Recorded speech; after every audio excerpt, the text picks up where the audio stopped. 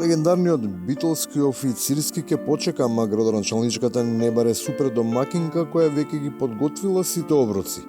Се заветува дека незините афинитети за креирање десерти ќе ги употреби при сечењето лента, приложувајќи специјалитет типичен за ефтина кујна, која тешко говори невкусниот политички пандишпан над кој вишне е лесна, суетна глазура. Ама ви ветувам дека на денот на отварањето, специјалитетот што ќе го послужиме ќе биде тикварник. По дефолт, ваквиот речник предизвикува остра критика од политичките противници, кои изразуваат згрозеност од вокабуларот кој што се користи, бидејќи тие, за разлика од опонентите, постојано внимаваат при изборот на зборовите кои ги употребуваат и со нивно дозирање, а реално го поткреваат нивото на пристојност во комуникацијата. Јас не очекувам ништо поразлично од Зоран Заев, ниту пак од овој кафанџи Алдека наречен градоначалник во Ѓорче Петров.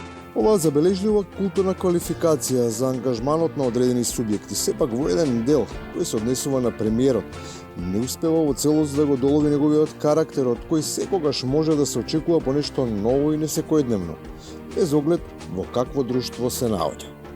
Но некои се обидуваат да му го одземат чаламот, тој им одговара со понуда, како да вежбаат, за да станат по-фотогенични.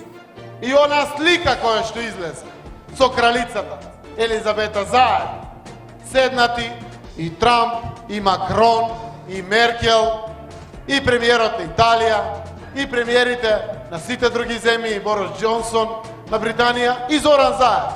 Затоа ќе им кажам, може да се слика таму кај Манаки. Ние во Струмица викаме обурче.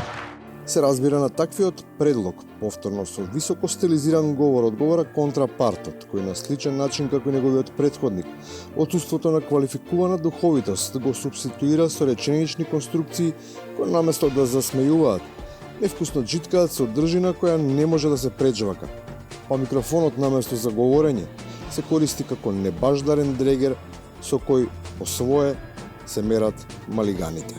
Предпоставувам со алкохол во крвта од 0 промили, затоа што ако е малку повеќе ќе се изнаступат на уште нешто плюс кое што ќе беше потрагично и посмешно. И после ова, со истиот тоналитет се изведува единствениот правилен заклучок, кој на прецизен начин го опишува и однесувањето и зборувањето, ама веројатно со целосен превид дека тоа се однесува и за тој кој се коментира, но и за тој што коментира нечии коментари. Кои луѓе ни водат државата и со каква леснотија преовладува примитивизмот во нивните говори.